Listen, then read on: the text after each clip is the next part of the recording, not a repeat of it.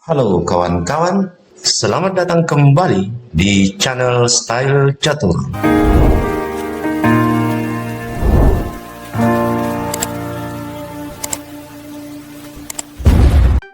Kali ini, kita akan mengulas sebuah permainan catur yang sangat menarik antara Emanuel Lasker melawan Andries Fortune Harriman yang berlangsung di Rotterdam, Belanda, tanggal 11 Mei 1908. Permainan ini memperlihatkan bagaimana Leonhard Gambit yang ditolak dapat menghancurkan pertahanan Scandinavian Defense dengan pola skakmat cantik Anastasia Schmidt. Jadi tanpa berlama-lama lagi, yuk kita simak videonya sampai habis, tentunya tetap di channel Style Catur.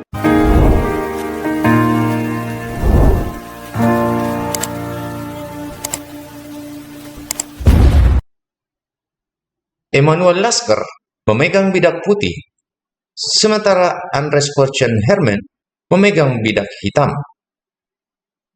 Emanuel Lasker memulai langkah dengan pion ke E4. Dibalas pion ke D5, Scandinavian Defense menantang pion E4. Tantangan diterima dengan pion E memukul pion D5. Dibalas menteri memukul pion D5. Mrs. Kotrok Variation. Kuda ke C3 mengancam menteri. Menteri menghindar ke A5, main lines. Lalu kemudian, Emanuel Lasker mendorong pion maju ke B4, mengancam menteri. Langkah inilah yang dinamakan dengan Leonhard Gambit. Andries Harriman menolak Gambit dan lebih memilih mengancam raja dengan menteri ke E5, skak. Kita mundur sedikit pada langkah setelah pion ke B5, Leonhard Gambit. Jika semisal Andries menerima Gambit dengan menteri memukul pion B4, maka kuda ke B5 mengancam pion C7 yang selanjutnya menggarpu raja dan benteng. Jika menteri ke A5 melindungi pion C7, maka gajah ke C4 menyerang pion F7. Pion ke C6 menyerang kuda. Lalu gajah memukul pion F7, skak. Pengorbanan gajah. Raja memukul gajah F7 dan menteri ke A5, skak. Jika pion ke G6 menutup skak, maka kuda ke D6, skak, dan menteri akan hilang. Atau jika raja ke E6, kuda ke D4, skak, dan menteri juga akan hilang.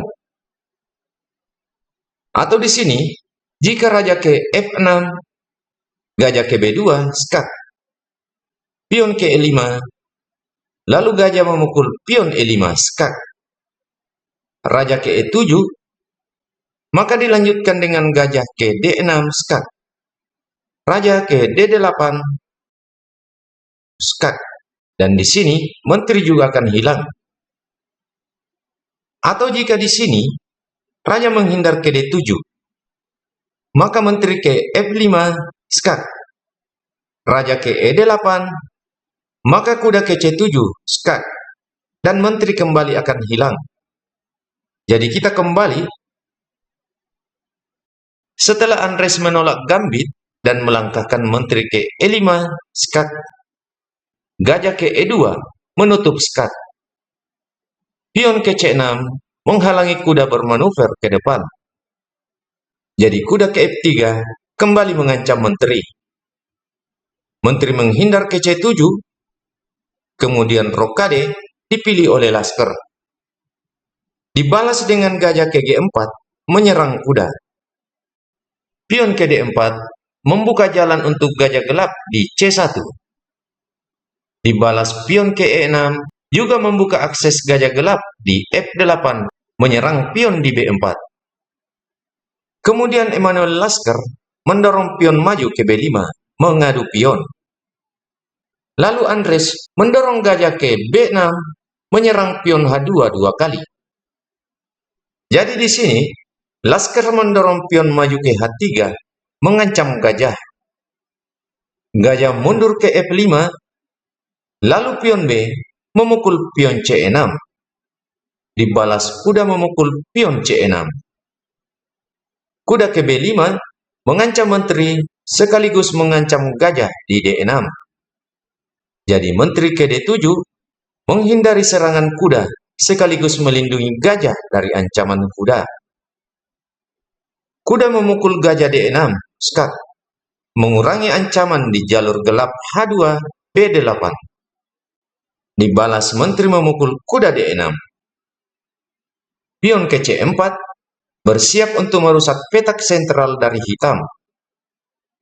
Jadi kuda G ke E7, membuka akses raja untuk rokade, sekaligus menambah penjagaan pada petak D5 jika pion maju ke D5 mengadu pion. Laskar melanjutkan dengan pion ke A4, dengan rencana ke depan menyerang menteri dengan gajah ke A3. Lalu Andres memilih mengamankan raja dengan rokade. Emanuel Laskar meneruskan rencananya dengan gajah ke A3 menyerang menteri. Menteri menghindar ke D7, lalu pion maju ke D5 mengadu pion, sekaligus menyerang kuda di C6. Andres menerima pertukaran pion, lalu pion E memukul pion D5. Dibalas pion C memukul pion D5, kembali menyerang kuda. Kuda diselamatkan ke A5. Lalu gajah ke B5 menyerang menteri. Menteri menghindar ke D8, sekaligus melindungi kuda. Lalu benteng ke E1 menyerang kuda E7 2 kali. Posisi yang sulit bagi Andres untuk mengambil keputusan langkah yang tepat. Kita lihat di posisi ini. Di sini, kuda E7 diserang 2 kali oleh gajah dan benteng. Sedangkan kuda A5 tidak bisa mundur untuk melindungi rekannya sesama kuda, karena petak C6 sedang dipantau oleh pion D5. Jika gajah F5 mundur ke E6, juga tidak bisa menghalangi serangan benteng, sebab pion D5 memantau petak E6. Sementara jika kuda diamankan ke G6, maka gajah di A3 akan memukul benteng di F8. Semisal menteri memukul pion D5 mengadu menteri. Kemungkinan ini adalah langkah yang terbaik yang seharusnya dipilih oleh hitam. Sebab setelah gajah memukul kuda E7 mengancam benteng, maka menteri memukul menteri D1. Benteng memukul menteri, lalu benteng menyelamatkan diri ke C8. Kuda ke D4 menyerang gajah F5, maka gajah mundur ke G6. Pion ke F4, lalu pion ke A6 menyerang gajah. Gajah menghindar ke D7, lanjut menyerang benteng. Lalu benteng ke C7 menyerang balik gajah, dan gajah mundur ke G4. Kemudian pion ke H5 kembali mengancam gajah.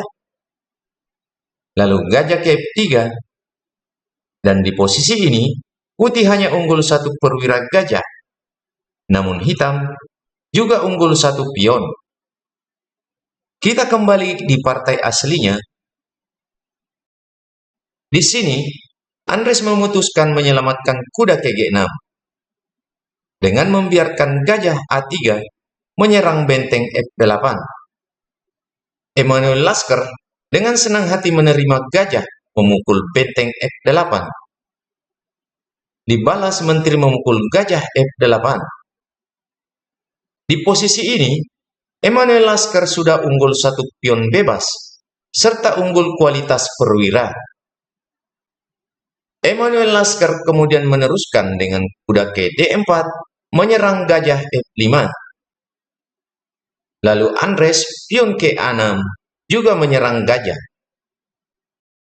Kemudian pertukaran gajah terang terjadi. Kuda memukul gajah F5, Dibalas pion A memukul gajah B5. Lalu pion A memukul pion B5 dan pion ke B6 melindungi kuda.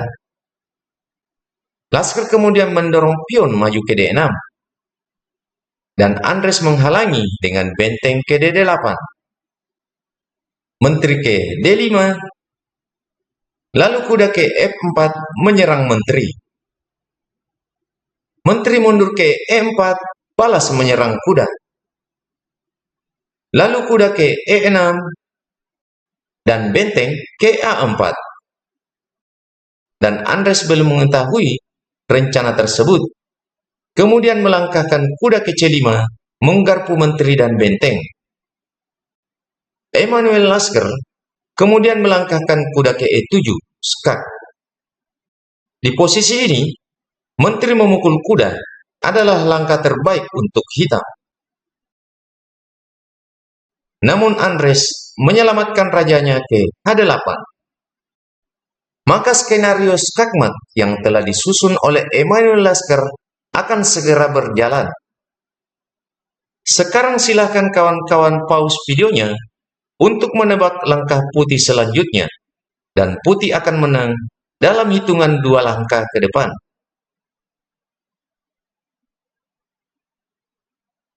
Ya, Anda semua benar. Dimulai dengan menteri memukul pion H7, skak, pengorbanan menteri. Paksa raja memukul menteri, dan terakhir benteng ke H4, skak mat.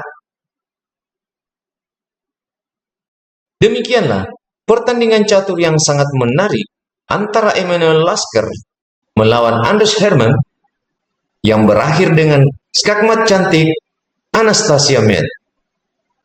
Semoga video ini dapat menambah wawasan kita semua dalam permainan catur. Mohon maaf jika ada kekurangan, dan sampai jumpa pada video-video menarik selanjutnya, tentunya tetap di channel Style Catur. Akhir kata, salam Jens Unasumus.